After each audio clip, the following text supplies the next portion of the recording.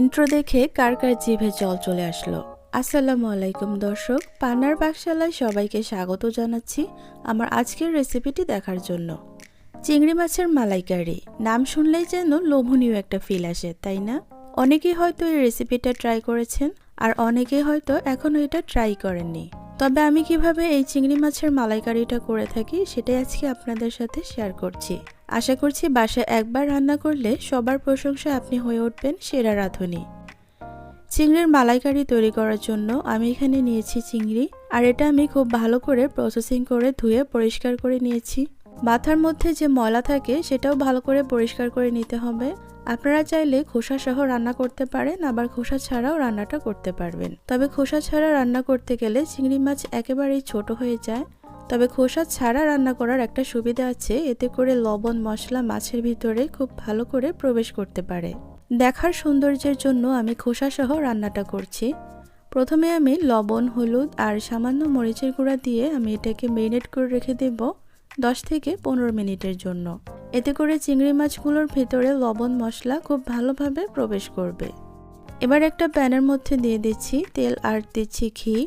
এতে করে মালাইকারি থেকে খুব সুন্দর একটা শাহি ফ্লেভার আসবে। আপনি চাইলে সরিষা তেল দিয়েও এই রান্নাটা করতে পারেন, তবে এতে করে আচারের একটা ফ্লেভার আসবে, তাই আমি সাজেস্ট করব তেল আর ঘি দিয়ে এই রান্নাটা করতে। এই পর্যায়ে অ্যাড করছি আস্ত গরম মশলা। এখানে আছে তেজপাতা, কালো গোলমরিচ, এলাচ ও দারচিনি। হালকা একটু ভেজে নেব কিছুক্ষণ, যাতে করে এর সুঘ্রাণটা বেরিয়ে আসে। এরপর দিচ্ছি পেঁয়াজ কুচি।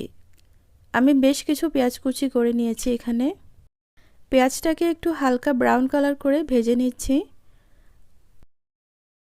আপনারা কে কোথা থেকে আমার ভিডিওগুলো দেখেন তা অবশ্যই কমেন্ট করে জানাবেন। এখন দিচ্ছি আদা ও রসুন বাটা। আদা রসুনটা আমি কিছুক্ষণ ভেজে নেব, কাঁচা গন্ধটা চলে যাওয়ার আগ পর্যন্ত। পেঁয়াজ আদা রসুনের সাথে কষানো হলে এখন দিয়ে দিব টক দই। আমি এখানে গুঁড়া দুধ পানিতে গুলিয়ে লেবুর রস তৈরি করে টক দইটা তৈরি করেছি। আপনারাও চাইলে এই পদ্ধতিতে টক দই বানিয়ে রান্নায় ব্যবহার করতে পারেন যদি বাসায় টক দই না থাকে।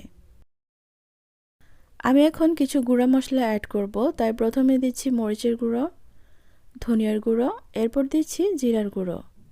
স্বাদ অনুযায়ী লবণ অ্যাড করলাম। আমি আরেক চামচ মরিচের গুঁড়ো অ্যাড করলাম, কারণ এখানে নারকেলের দুধটা দেওয়া হবে, একটু মিষ্টি লাগবে সেই জন্য। আপনারা ঝালটা আপনাদের টেস্ট অনুযায়ী দিবেন। মশলাটা খুব ভালো করে কষিয়ে নিব। উপরে তেল ভেসে উঠলেই ভাববেন না যে মশলা কষানো হয়ে গিয়েছে। আমি সামান্য একটু পানি দিয়ে আরও কিছুক্ষণ মশলাটা কষিয়ে নিব। 5 মিনিট কষিয়ে নেওয়ার পর আমি দিয়ে দিচ্ছি মেরিনেট করে রাখা সেই চিংড়ি মাছগুলো। আপনারা চাইলে মাছটাকে একটু ভেজে নিতে পারেন। আমি চিংড়ি মাছটাকে না ভেজেই রান্নাটা করছি, এতে করে মাছটা শক্ত হয়ে যাবে না, সফট থাকবে। মাছগুলোকে হালকা হাতে উল্টে পাল্টে দেব। উল্টে পাল্টে দেওয়ার পর আমি একটা ঢাকনা দিয়ে ঢেকে কুক হতে দেব 7 থেকে 8 মিনিটের মতো। এর মাঝেও 2-1 বার নেড়েচেড়ে দিবেন, এতে করে নিচে লেগে যাবে না।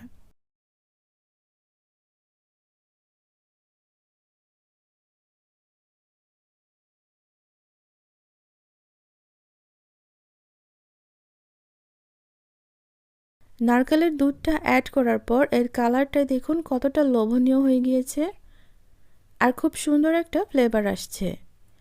আমি চুলার আঁচটা হাই হিটে দিয়ে 5 থেকে 6 মিনিটের মতো এটাকে জাল করে নেব।